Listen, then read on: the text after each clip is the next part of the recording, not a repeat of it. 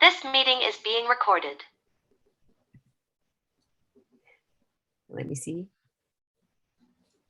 I think we are maybe live now, ladies. Let me just double check. Excellent. Let me see. So There's always that wee delay, isn't it? I know, it's worth checking we're actually live before we start talking. Yes. We are live. Fantastic. So good morning, everybody who's watching and anyone on catch up.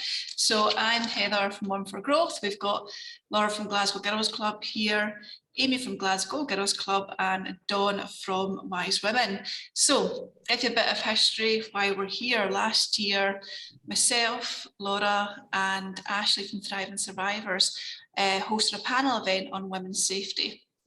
And we opened up Pandora's box. We had loads of people wanting to come on and speak. What was meant to be an hour's panel, we had to cut at 2, but we could have talked all day. And we realised it was a campaign that we could just keep going with. The week after, we did another one, a follow-up with Clyde News. And afterwards, we decided actually this is a campaign that we want to keep going and through 2022. So here we are. And the plan is to have a panel event every single month, and we've got 11 different subjects we're going to be talking about, because when we did our first panel, we realised that there are so many aspects to women's safety and history as well, that each one needed its own panel, because I felt really rude. I kept cutting people off so we could go on to the next subject when we were trying to cover so much in one panel. So this is how we've come up with this year-long project. So every single month we'll have a panel event, and at the very end, on Friday the 9th of December 2022, we'll have an actual face-to-face event with everyone that's been involved, and that is the final day of the 16 days of campaign, so it marks the end of that campaign as well. And at that event, we will then introduce the paper that we will put to the Scottish Government, and that will be a collaboration of everything we've learnt, all the asks for the year that have come, and yeah, it'll be interesting to see what that will include after we've done 12 events. So the purpose in the campaign is a collaboration. It's not just Thriving Survivors, One for Growth or Glasgow Girls Club. This is to bring all men and women, organisations and campaigns together for a much bigger voice. There's so many amazing people out there doing great things, and we want to bring it all together to have a much bigger voice. Different campaigns and organisations will cover different things, and we want to bring all of that together. So we have renamed our campaign from Women's Safety to So What, But What If? And it's a gender-based approach to women's safety. So as we started discussing what the topic's going to be, we went down so many different avenues, and we did want it to be really clear that it welcomes everybody into the discussion. And the So What But What If came from a focus group of survivors, Thriving Survivors, and it came around from a discussion where, so what, so what if we need apps to keep women's safety? So what if this? So what if that? But really what the survivors are going, but what if? I thought that was brilliant. It's a positive message. So what we will be trying to gather through the year as well is people's but what ifs. Yeah. So if we can, at the end of each of our panel events, ask you, but what if, what if you could have a positive outcome from the discussions we have, if you could have an ask as to what next, what's a positive outcome that could come from the so what, then what we want to do is gather all these what ifs, and that's people on the panel we're asking, but also people watching. If you've got a what if, then we'd like to hear it. So that's an introduction to our campaign for the year.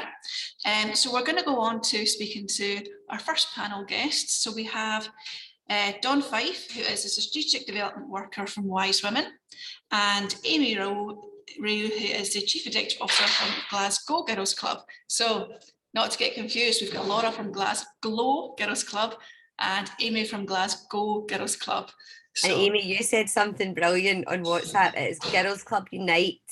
yes. Absolutely. I love it. Girls Club, wise women, we're all united.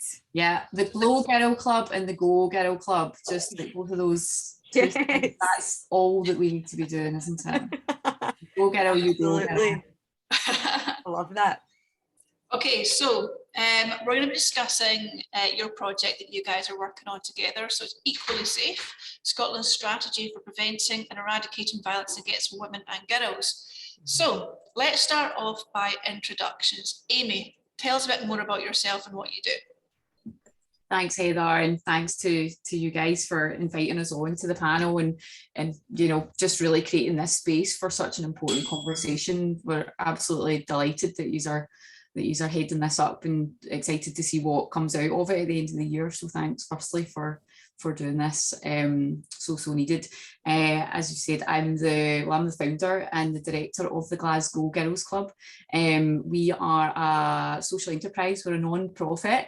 We've been going for 7 years. We're actually founded based on a model that I discovered in New York City, in the Lower East Side of Manhattan. I'd actually moved to New York 2012, and I discovered this amazing organisation that were just doing fantastic work for girls and young women that were based in the Lower East Side. So it was a project basically, sort of Alphabet City, and just a lot of sort of ethnic minority groups and the girls with incarcerated parent, lots of sort of issues around sort of addictions and things like that. So they had created this space that was basically, they were just about to launch the venue. It was after 20 years of the inception of this amazing venue. It was a $20 million venue with 3 floors for the girls, 10 floors of social housing.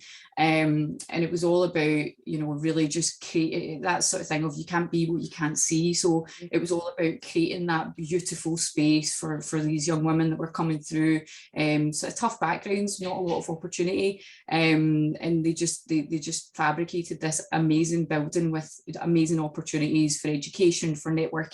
And what that was really about was an equal playing field for all girls. So it wasn't so much about, you know, as much as it was a space for girls who were, for want of a better phrase, coming from an area of deprivation. It was more about just bringing everyone to the same level. So, you know, everyone was welcome, and it was very much supported by a sort of a network of women who were already successful. So there was Rosario Dawson was on the board, who's a Hollywood actor.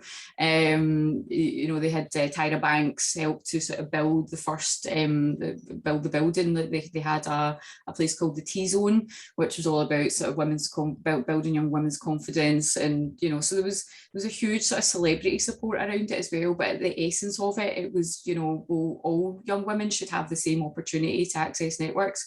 So when I discovered this organisation, and I was looking to volunteer and to help, and they just said as soon as we started chatting, you know, it was actually it was my stepmom who was the partner of the organisation. She had an orphanage in Nepal, and so it was a sort of family connection. So the founders just said, you know, why don't you just do a girls' club in Glasgow and bring your girls here? So as I usually do, I thought I have no idea how we do that, but I'm going to do it.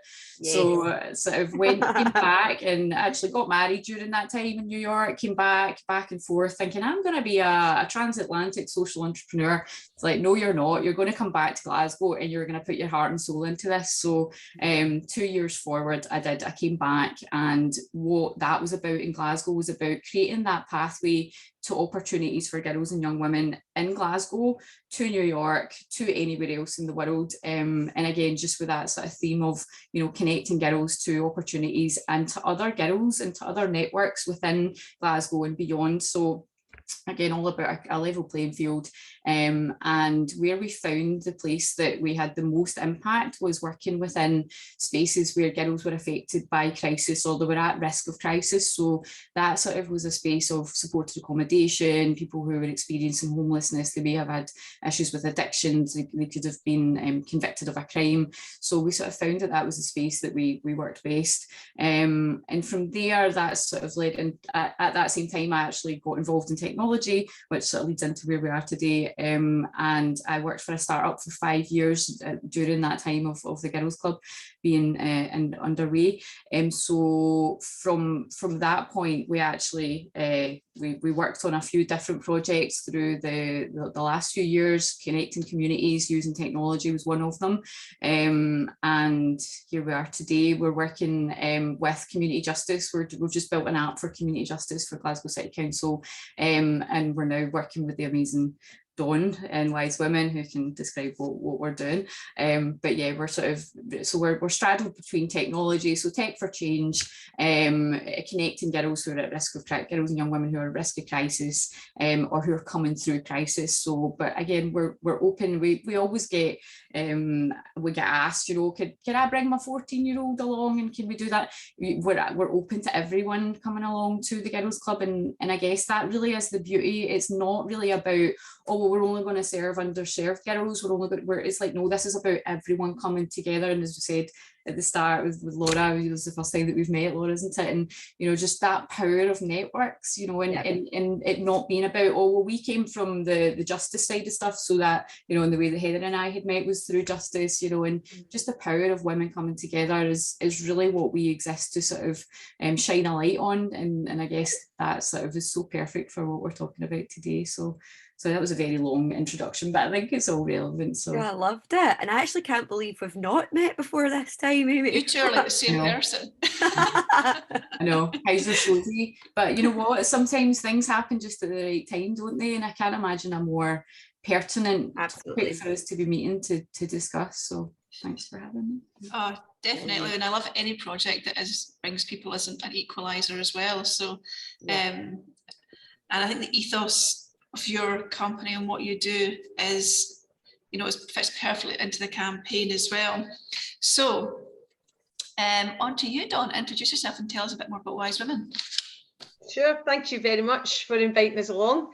How exciting is this? Who would have thought 2022 was going to be so exciting for women's safety?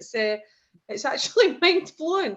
Thank you so much for inviting us along, and thank you for them that's watching as well. And we hope everybody's keeping well, and we're moving into a new time in 2022 when we actually get to see one another face to face, never mind anything else. Wise Women, what to say about Wise Women? Wise Women is an organisation that's funded through Glasgow City Council. It was established in 1994, and at that point, women struggled with some of the language round about some of the violence and abuse they were experiencing. So we just started to talk about kind of domestic abuse, and there were still other issues that we hadn't acknowledged yet, and there was other issues that we knew about, like child sexual abuse, but we didn't really like to speak about it, particularly women who were coming from that background and who'd tried to speak about it before, and people hadn't listened. So Wise Women was created to offer women an opportunity to talk about the harassment and abuse that they could talk about, and that was in public spaces. So we bring women into rooms, bring them together, share their experience, and inevitably what would happen is women would talk about some of that more intimate violence, whether it was domestic abuse, whether it was child sexual abuse, exploitation through prostitution. So women started to talk about that as well. And the way that we've done that was we brought them together to do personal safety courses. So the personal safety courses continue, although it's been restricted by COVID, as has the rest of the world. But the personal safety courses were about giving women defensive actions that would protect them at point of attack, but also that would build their confidence to be in public. So it wasn't about restricting their presence in public. So it wasn't about don't be wearing earphones and don't be drinking alcohol. It was very much about whatever circumstance you're in and how you respond to that is completely legitimate. Sometimes that's by not doing anything. Sometimes it's by being quite forthright and forward. Sometimes it's about how we use our voice before and afterwards. So do we report it? Are we speaking to our counsellors about it? Things like that. So it's the whole continuum of how we respond to violence and abuse around us. From there, it was kind of discovered that often for women, it was confidence that was an issue as well, because when it was intimate relationships where women were worried about how it would impact in the long-term relationship, or where they knew they had to go home with the person, then it would restrict what they could do. So confidence building was built into the programmes, and we continue to do that today. Interestingly, women now have the language. Over the last few years, we have been talking about women do have the language now about domestic abuse, child sexual abuse, prostitution. So we're going, maybe we need to look again at how we develop that understanding and work with people to do that. And when COVID's hit, we've got really involved in strategic work. We've always done consultations with women, but strategic work's been a really, it's really opened up for us in the last 2 years. Where that's led us to is we do believe we have an open door to push on. We are getting engagement from Glasgow City Council. We know other councils are interested in women's safety. Some of the tragedies that's happened over the last year, 2 years, which we've really honed in on, and partly I think to do with the pandemic, because these tragedies have happened for decades, centuries. So we've really honed in and thought about it. It's brought us to this place, and I think it's dead exciting that it is about bringing people together. It's about bringing women's voices to the forefront and women's safety, particularly at a time where we're looking at how we restructure our cities to respond to environmental issues. It was really important that women are involved in that. And Glasgow is the place to be, because Glasgow's got a huge history of feminist approaches to violence against women. We've always been a city where we've focused in on the issues that women experience. Services were created by survivors for survivors, and those have been supported by Glasgow City Council and have gradually built to where we are just now, where we're really lucky in Glasgow that we have numerous organisations that work on violence against women, not to the capacity they need to. So it is still a struggle for women to access them, but at least they're there, at least they're a starting point, and it gives us somewhere to, when we're looking at these new technology approaches and how we bring women together, it's a real starting point for us to move into the next phase of how we approach these issues. So that's kind of Wise Women. I hope that's enough to give you a flavour of what we do. We're always evolving, so no doubt if you get us on in a year's, 2 years' time, we'll have something else in our bag. So that's where we are just now. Oh, amazing. It sounds like a fantastic, so much going on. It sounds amazing. And again, it's perfect what you do and the ethos around it. It all gels so well, doesn't it? Yeah. So, Dawn, can you tell us a bit more about the project that you and Amy are working on? Tell us a bit about the history of how it came together and its purpose. Sure, thanks so much. Well, believe it or not, in the late 90s, Wise Women were out in shopping centres with bits of paper and pen, asking women what their experience of safety was in Glasgow City. So for a long time, we've had a history of engaging with women, both ourselves as Wise Women, but also other organisations in Glasgow with women about their experience of harassment and abuse on the street. Reclaim the Night vigils were often held and marches were held in the city and surrounding areas.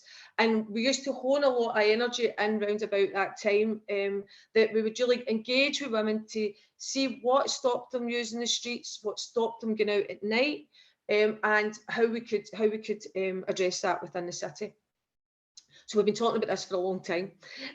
What happened was about a year ago, I had seen on my own Facebook, which I think is interesting in the context of this conversation.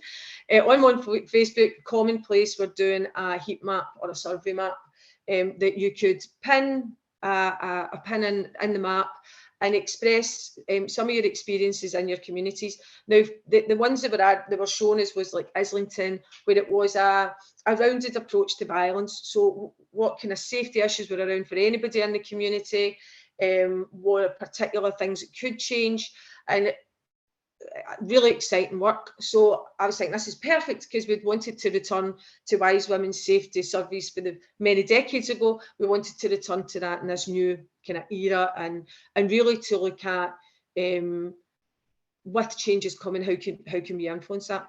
So I had got in touch with Commonplace, who done the heat map, and we had spoke about introducing it in Glasgow for a period of time to survey women's experiences. What I would emphasise is it was not to gather statistics necessarily, because we know this. We know what's happening. We know women's experiences. We've been gathering statistics for years. It was about how do we use the map to actually generate change within the city and elsewhere. So it was about the map being the starting point for us to have a body of evidence that reflected what we already knew, but that Glasgow City Council could then use to think about how we change the city for to improve women's safety. So it needed to be wider than just the map. So the map was the starting point that women will feed into. What we're going to look at now is we're looking at focus groups. So if there's particular areas that the map, so for a lot of working class areas, there is very, very little space for women to meet in. So it's really difficult to put up posters. It's really difficult to find spaces that women are there long enough to download the app from the QR code. And that's been a real challenge, and it's been fascinating because there's other areas in Glasgow that there's ample facilities that we can display some of this information, which I think gives us a sense of what it's like to be a woman in Glasgow experiencing particular difficulties. And it reflects the women who are coming into the violence against women services like our own. Most women who come into our services are working class. They have very, very few options. It's not in their tool bag to pick up, move into another house. That's not what they're able to do. So that's why they're using our services. So it's vitally important that the services reflect that. And doing this app and trying to get women's voices, it was really interesting. It's a real struggle to get those voices through. So we want to extend that out into focus groups. So there might be particular physical areas we want to go to. There might be communities of women that we want to target, such as women for Black minority ethnic communities. We're also seeing quite a low turnout in women with disabilities, and we know that is a major issue in this city. So we really want to look at some of these issues in more depth in focus groups. So the idea was that what I wanted was women to be able to download the app onto their phone, because if you see a poster, you see a thing on social media, the chances are you're sitting there, you're either chilling out in the pub with your friends, or you're sitting in the house watching Netflix, as we all do now. So if you're either doing that, you're not necessarily in a point of crisis, you're not necessarily experiencing someone harassing you at that point.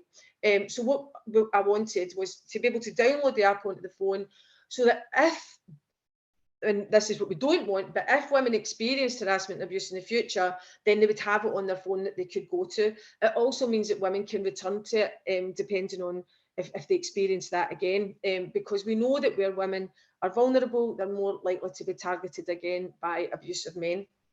So if you're living in quite a difficult area, where it's quite challenging, and you're having to walk home every night, the chances are you're going to experience that more than once. So it's to encourage women to use it at multiple times. Commonplace at that point couldn't do that for us, which was sad, but was brilliant, because what happened then was we had support from Glasgow Violence Against Women Partnership. Kirsty Hay, who's a coordinator for that partnership in Glasgow, then put me in touch with Amy, which has been an absolute joy, because someone knows what they're doing with technology, which is nice. But I think the intergenerational discussions we've been having, future projects about where we can bring women who are older together with women who are younger for peer support with IT, especially since devices have been distributed across during the pandemic. So there's real opportunities in the future for that, but it's really blossomed the project to be much, much more than just about statistics. We know these statistics. This project is about change, and it's so important that we get that message out here, which is, we really appreciate being on today, and for people coming in through the live stream or watching it later. So I think that's the kind of history of the app. Amy will let you know if I've missed anything, but definitely Amy's the one to talk about the technology around about it, and then I'm happy to take any questions afterwards, but thank you so much. Amazing. Thank you so much, Dawn. Sounds amazing, you know, and your enthusiasm for it as well is infectious. It's funny when you were saying actually about the repeat areas, and I guess that's what this multitasking technology and how this will show that as well. But I remember I had this discussion with Laura. I remember my drink being spiked in Glasgow 18 years ago, and the same place is still getting reported for drinks getting spiked, and it just shows you that actually it's not recorded anywhere, it's still happening, and hopefully this is a sort of app that will make that more apparent as well. So anyway, Amy, over to you. So tell us how this app works, how people can use it, and a bit more detail about the practicalities around it. Okay, you've set me up there, Dawn. I mean, as much as we do technology, I have never written a line of code in my life, so I struggle. We've got some great tech minds that are actually sort of former colleagues of mine from my tech startup days who've just sort of been along with me on my crazy ride with the Girls Club since the start, really. They were actually our first sponsor, the tech startup that I worked for. They did an event in New York for Tartan Week, and we gave them use of the Girls Club in New York as their venue. It was during all the independence referendum stuff, so they became our first sponsor. And you know, as things sort of unfolded, we actually ended up doing work with them as we sort of moved forward. And they're just amazing. Stuart and Stuart, like, guys, the women of Glasgow are so grateful to you right now for the support that you've given us. So yeah, so as Dawn said, the commonplace technology is essentially the heart of the app that I can give you a wee demo of in a second. But what that means is that as Dawn said, it was accessible. The heat map was accessible via a web link, a URL, which is great, and it's a really powerful technology. But as Dawn said, you know, we were just really conscious and aware that people weren't necessarily going to be knowing how to save that to their home screen. They weren't necessarily going to remember the URL. So for the time that they really wanted to record those experiences, that, you know, the what's that? Where was that? Oh, it's in my browser. Oh, somebody sent it to me. Who? So for us, you know, as the Girls Club, being able to sort of step in as a Tech for Change facilitator, we were able to sort of pick that up and really sort of deliver quite quickly on being able to turn the map into an app. So I always find that really funny to see that. But yeah, the map is now living within our app. So we created it first as a progressive web app for any techies out there that would be interested in this terminology. But we created it as a progressive web app first, which meant that it was accessed still through a URL. So it was accessed through www.womensafety.scot. We're going to share all the information towards the end, so don't worry, you don't need to write anything down. But we were able to access it very quickly through womensafety.scot, which would take you out to what looked like a web browser. But when you are prompted, you can actually then add that to your home screen, which then turns it into a progressive web app. If you were on Android would automatically give you a prompt to say, do you want to add this to your home screen, which would then allow you to have sort of easy access to it. And then we also have it as a native app now, so we can access it through the Google Play Store and through the App Store as well. We're going to give you a QR code that will let you download it.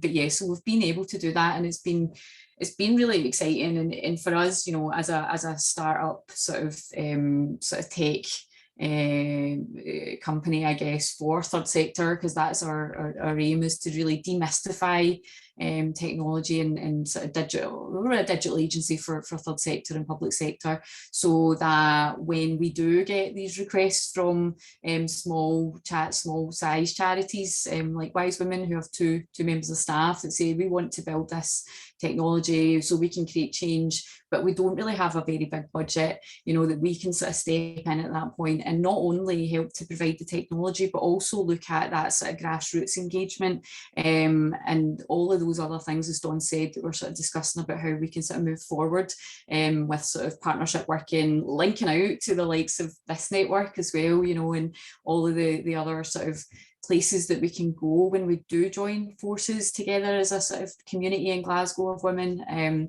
So yeah, so we're dead excited to be able to offer the technology, but also to be able to sort of, you know, bring value to this movement, and hopefully help things move more quickly. As we say, I guess just a wee bit of background on we're the Girls Club as a girls' organisation. Dawn, obviously sort of speaking from the perspective of wise women and sort of talking a bit about, you know, the power that happens when we do that intergenerational work and when we do look at where we came from and where we are now. And as you've said there, around, you know, have things changed, Heather? You know, the place that you had your drink spiked 18 years ago is still the place that's happening. And that this is not a new conversation, Dawn. You know, we've been in the streets, we've had the waves of feminism, we've had, you know, the conversations, we've been here so many times. And now where I get excited about where we are is that because of technology, we can actually name it. And because of the move, this wall, I always think of, by the way, the Girls Club always shied away from feminism as a title, you know, as an organisation. We was just like, we just want to connect women and girls, like and I'm a woman, why do you do the Girls Club? Well, I'm a woman and I know that we have different needs and, you know, that's why we did it. So we always tried not to get too involved in any of the sort of, you know, taking a stance about anything. We just wanted to get stuff done.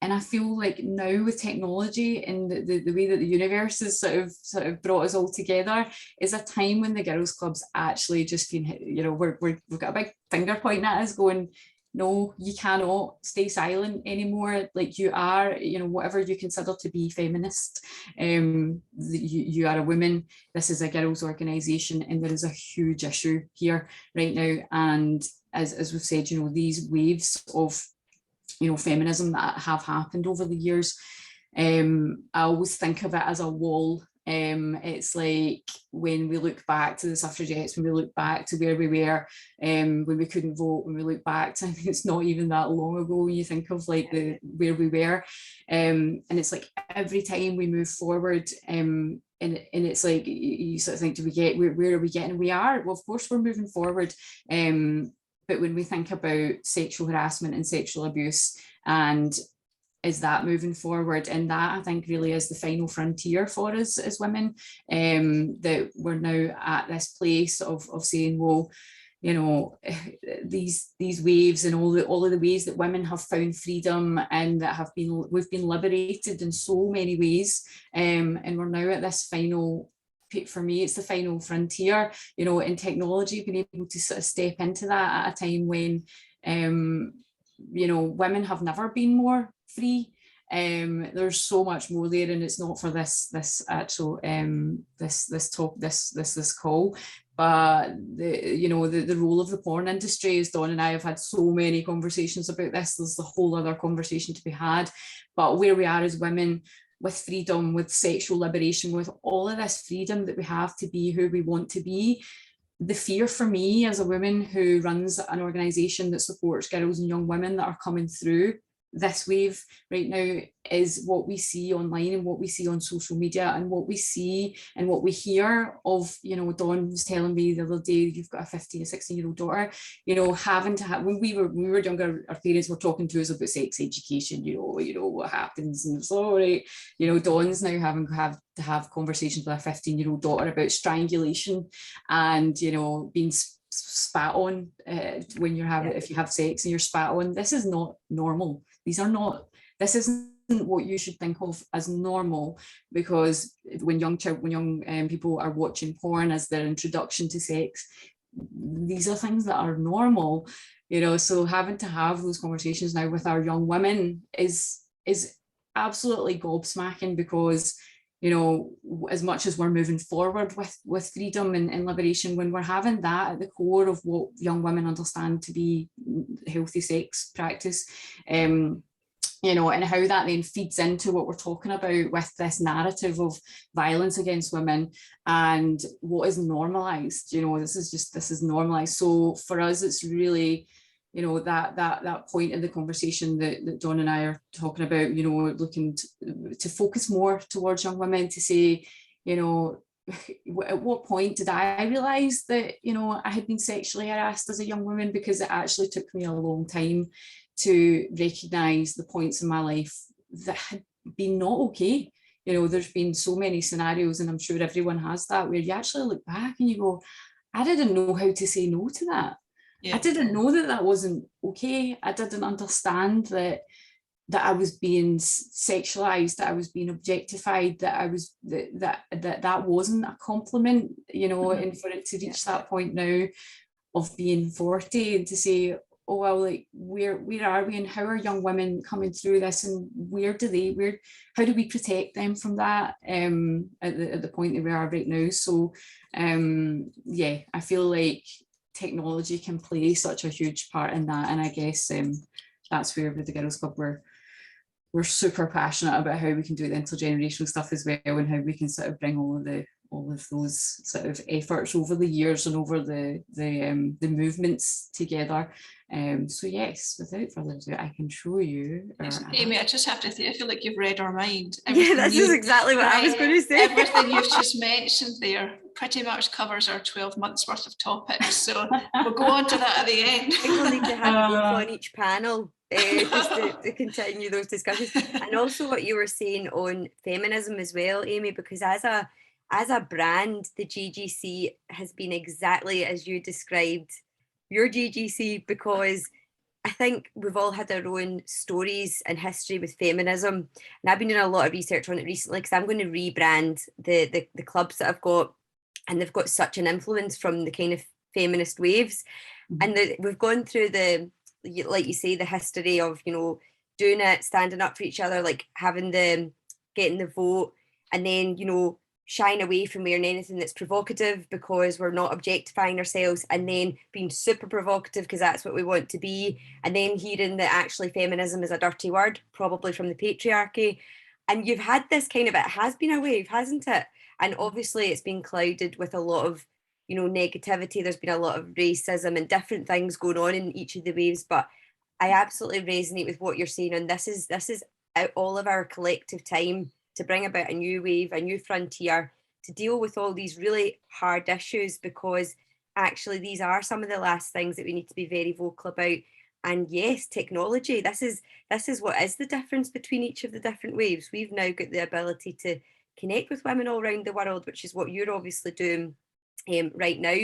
And, you know, and Dawn, what you were saying about Wise Women, connecting women in Glasgow, you know, helping them to talk about different things that they've been through, and creating this app. It's just, it sounds amazing. So let's have a wee look at it then. Yeah. Let me show you. Thanks, Laura. Let me just share my screen. There we go. So here we are. Just look at this one.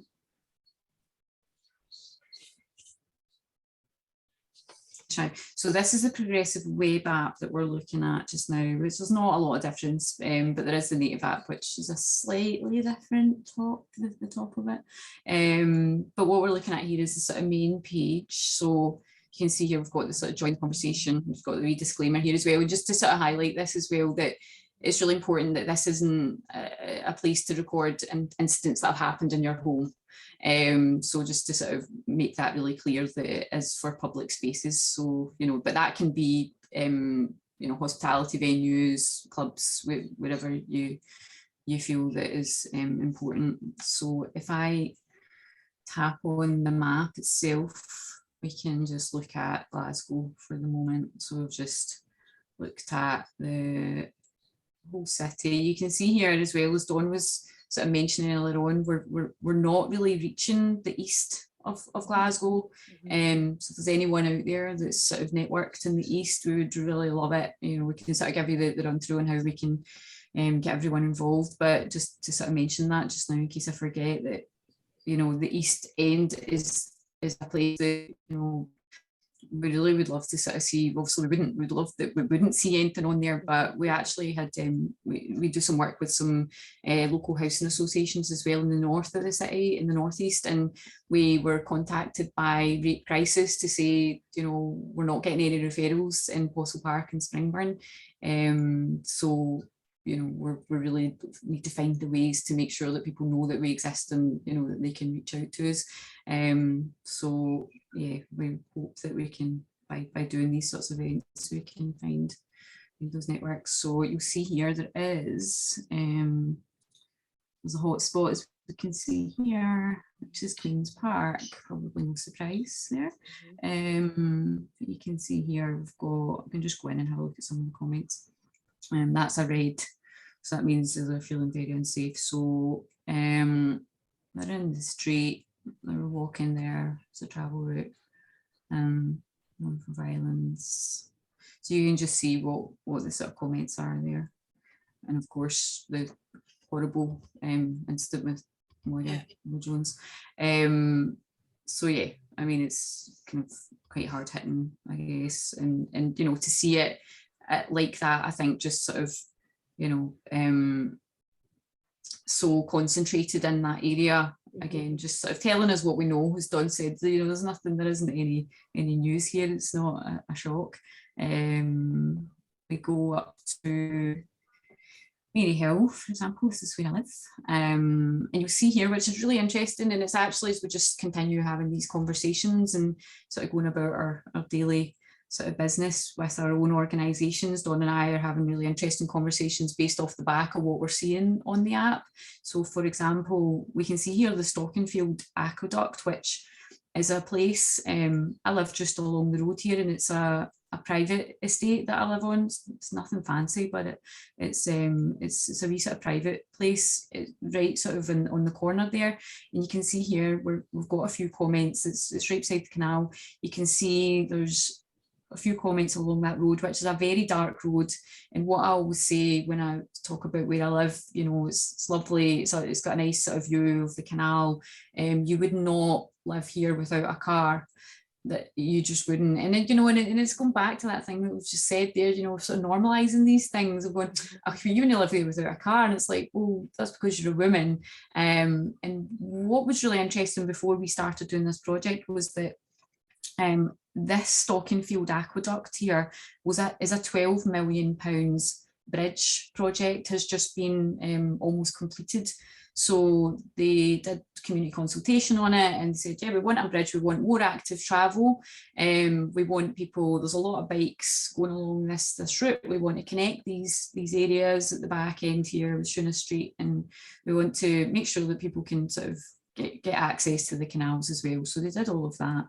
And what was happening in the conversations behind the scenes when that was all sort of coming about through my network and through some of the local organisations was, you know, and it was one that sort of did a buggy walk, they supported parents, it was a parents charity, said, you know, we just would not walk on the canal. Like no women that I know would walk on the canal, and they, you know, for them to have that built, that new bridge is amazing, but there's a huge issue when you're doing that, but actually there's still huge issues with lighting along there. So as you see, there's 4 comments here. If I just look at one of them, again, a lot of people running on the canal, more lighting. You know, it's well known for drinking. So we're kind of seeing all these sorts of comments.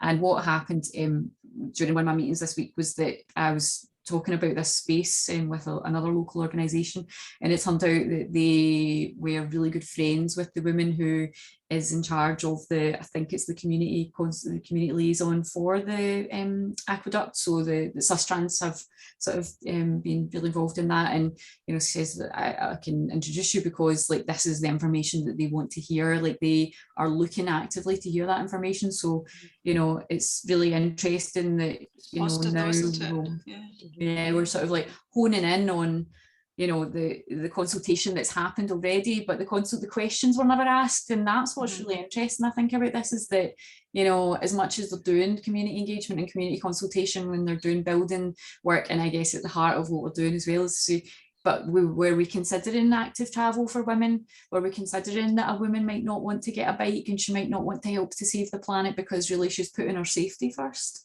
You know, and that's something that hadn't even occurred to me until COP26 was, you know, banging the drum to us all to get on your bike, and I've got a bike. And then it was only at that point that it dawned on me. I'm thinking, I do want to be more active, and I do want, but I wouldn't go on my bike because I'm scared on that canal. So, you know, it's I think it's like that whole thing about getting your needs met and women's safety being at the top of it for women, and how we haven't really thought too deeply about that at a community planning level.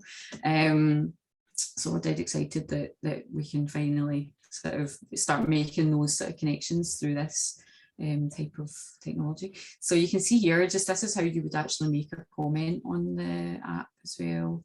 It's kind of like dropping a pin on your Google map or whatever. So you just do that, and then you can just go through. It's quite easy to use, isn't it, to be able to select the boxes rather than type everything, because I think that's what can put you off, isn't it, if there's too much typing, too many questions. Well, I can use it, Heather, so we're going We're all good. We're all good. So and then, sorry. Dawn and Amy, how often then, so this is obviously amazing, you're going to get, like you said, the evidence of like women's experiences throughout Glasgow.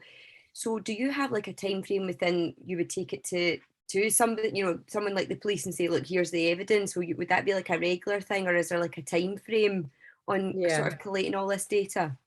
Yeah, well, we're actually really fortunate time-wise. Wise Women's involved in a working group called the Women's Workstream, and it's came from the Social Recovery Task Force that's dealing with coming out of COVID, basically, for the city. The workstream exists because we recognised, ironically, that there was no evidence specific to women in Glasgow, and limited evidence nationally. So that's what the workstream's there for. We're having an event round about International Women's Day.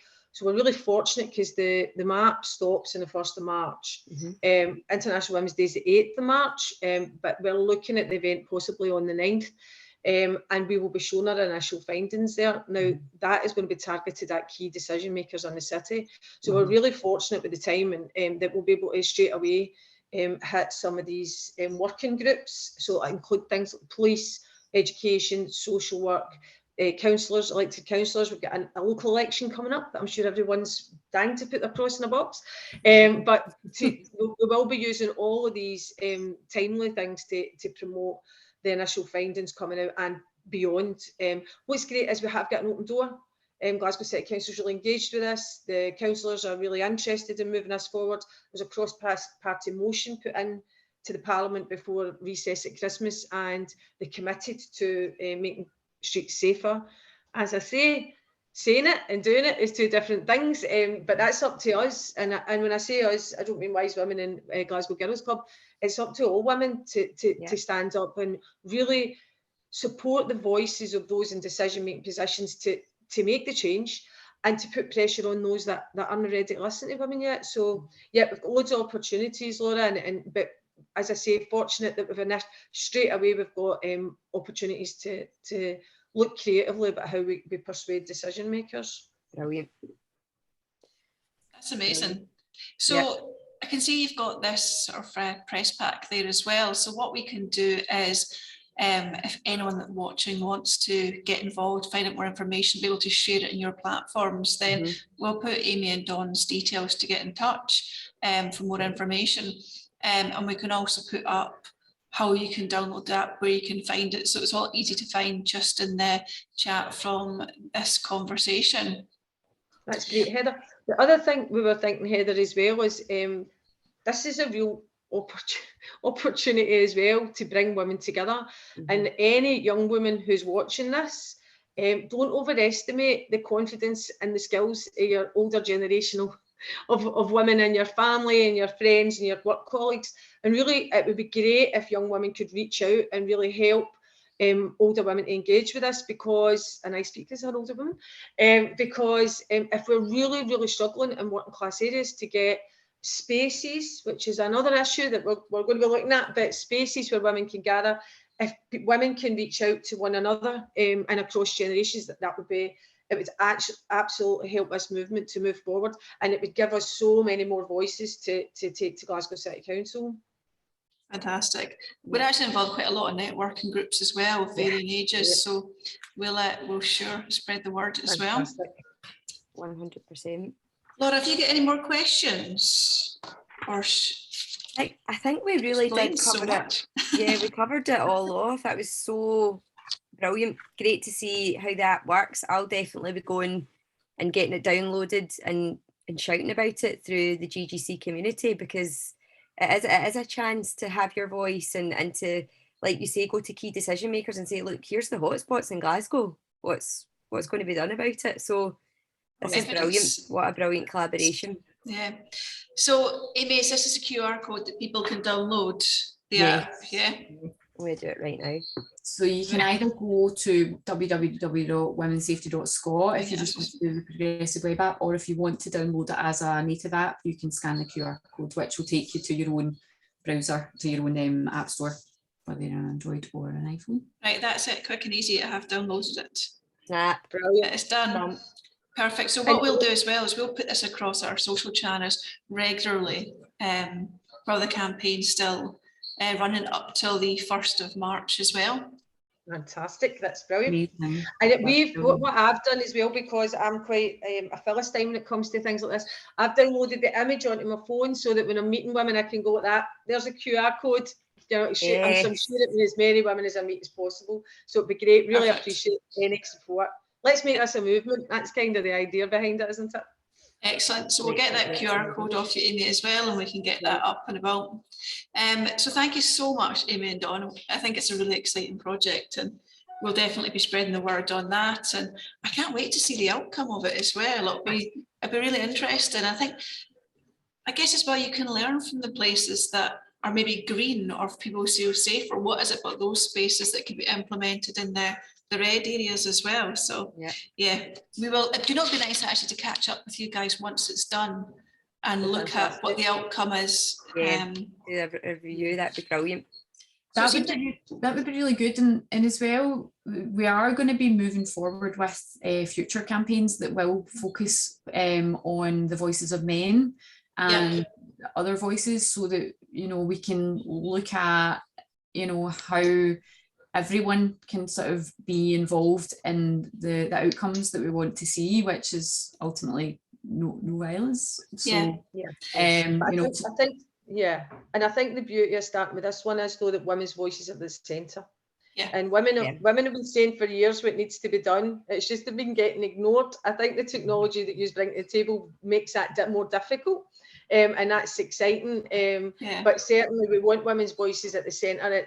They know, and women of particular communities know their particular needs, and we need to hear those voices, and for them to be in the decision-making positions. It's not just about women coming forward and telling their lived experience and then people in fancy rooms decide whether or not it's relevant to their policy. It's about women actually being involved in the decision-making round about that policy, and that's the only way we're going to move forward.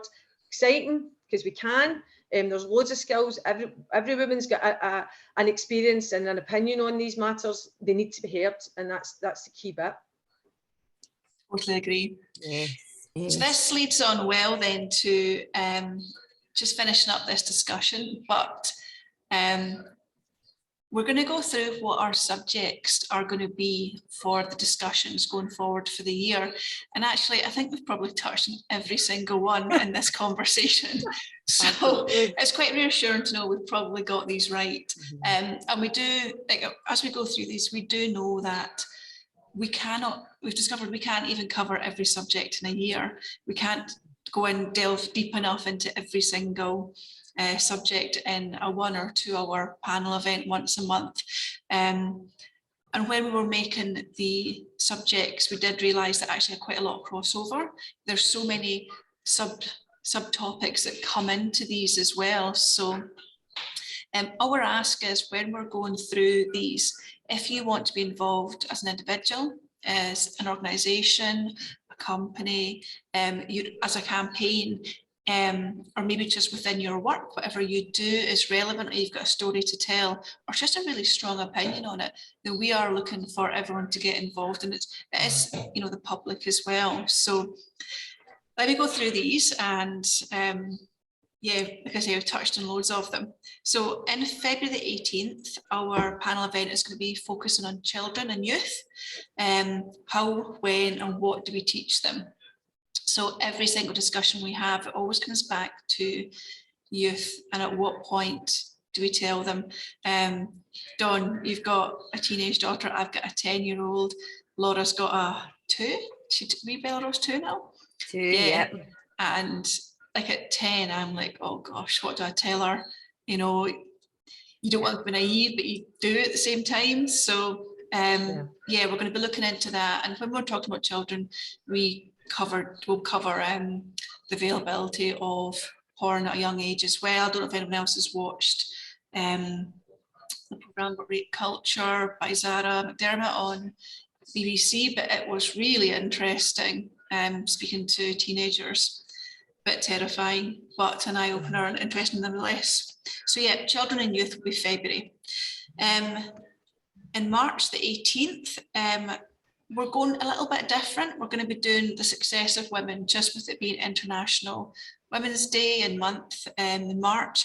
We're going to be speaking to a group of inspirational women, but not just about them, but looking at through the history, particularly through feminism as well, people that have made a change and have overcome potential safety issues to make a difference. So that will be March. Into April the 22nd, it's all about perception. So men's perception on women, women's perception on men, historical bias, and we'll be touching heavily on feminism in there as well. So looking at where the violence comes from, and a lot of it will be historical issues that keep coming up. So that'll be April. Then we get into some real meaty subjects, May, June, July, which are going to push the boundaries a little bit, but I think they have to be, we've all agreed they have to be addressed. So on Friday the 20th of May, we're looking into pornography. So the unrealistic expectations, the ease of it, and the outcome of that. And again, you get your crossover of youth coming into it, and then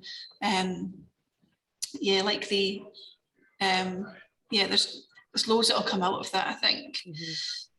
Then into June, we're talking about consent and everything that comes around consent, and I think that will be quite relevant after the pornography subject as well.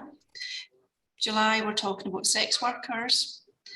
Into August, we go on to the queer perspective, so bringing in all your different gender roles, and again, the perceptions in there as well.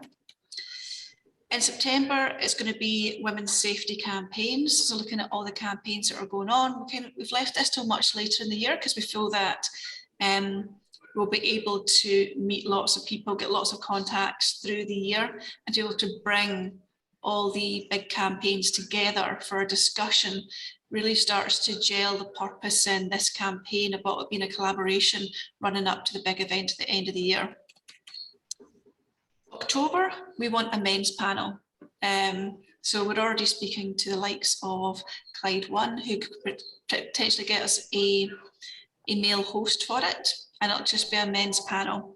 We tried to do this in December. It was too soon. We didn't have enough voice at that point. So we're hoping by October we'll have gathered enough men along the way that they'll be happy to do a men's panel without feeling intimidated, and hopefully be enough noise with all the campaigns coming together by then that we can pull that one off, because I think it is important, and we've discussed this, while men are a lot of the issue in women's safety, it doesn't mean that every man condones this or are, the problem. But they need to get into the subject, they need to talk about it, they need to get involved. So that's our aim in October. We've given ourselves time to work up to that panel. So any guys out there, we want you involved. In November, we're not going to take guests on. It's going to be the So What If board or committees. There's myself, Laura, Ashley, and we've got Emily and Maddie in the background as well. So we're going to be doing a review over the whole year about what we found and what we're going to put into the report, and talking about the event in December as well. So that will be bringing everything together. And then, like I said, we're going to finish up by bringing everybody that's been involved, plus anyone else that wants to come along, to our main event that will be on Friday, the 9th of December. So that is our plan for the year ahead. We have lots of other things that will be going on outside of the main events that will come as it develops. We are still looking at going through all funding processes and all the joys that come behind the scenes. But it's a big project and we want as many people as possible to be involved. So please, if any of those subjects stand out to you, then I'll put our email address again in the chat after this, and drop us an email and get involved in it. We're always looking to learn more and see different perspectives as well. So we're also open to any resources that you have.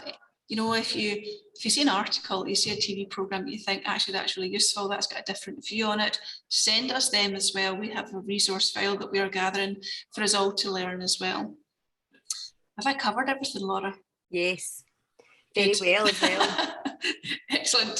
So I've got my massive Thank goodness, spreadsheet. because you'll have no hair by the end of the year if there's any